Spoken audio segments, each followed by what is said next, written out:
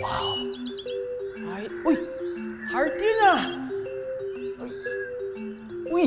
Parang pusa! Ay, grabe, unicorn? Grabe! Ay! Kamusta mga kaha? Sensya na, tinitingnan ko lang yung mga ulap. Isang ulap kasi ang bida sa ating AHA Storytime. Meet Cammy, ang iyaking ulap. Isang cumulus cloud si Cammy, kaya ang kanyang itsura, puffy at cotton-like. Tuwing nakakita siya ng magagandang tanawin, Wow! It's so pretty! Nakakaiyak naman! o kapag mababangga siya ng ibang ulap, Ano ba yan? Harang-harang ka naman, Cammy. ang laging reaksyon ni Cammy ay ang pag-iyak. Dahil dito, madalas siyang tinutukso at pinagtatawanan ng mga ibang ulap. Ang baba talaga ng luha na itong si Cammy. Weak! Para makiiwas sa panunukso ng iba, lumalayo na lang si Cammy para walang makakita sa kanya tuwing umiiyak siya. Hanggang sa makahanap siya ng safe space kung saan malaya siyang naiiyak. Isang araw, habang umiiyak si Cammy sa kanyang safe space, may na-realize ang emotional na ulap. Mula noon, tuwing nakararamdam siya na tutulo na ang kanyang luha, pinipigil niya ito. Sa kapipigil niya sa kanyang emosyon, lumaki si Cammy. Ang ibang parte na rin ng kanyang katawan, tila ba naglalabas na ng kuryente.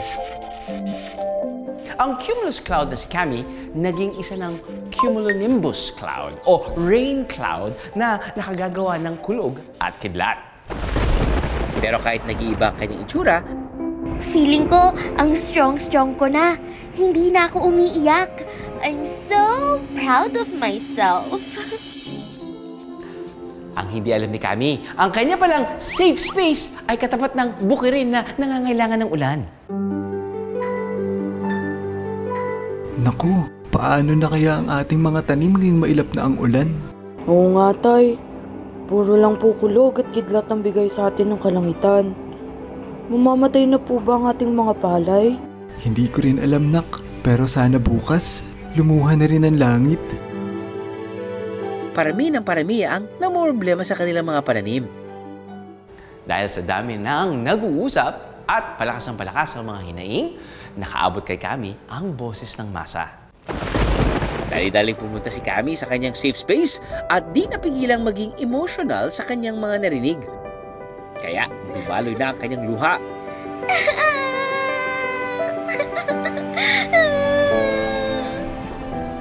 Woohoo! Wala na! Yes! Mga tao sa baba, laking tuwa ng muling umiyak ang langit. Grabe!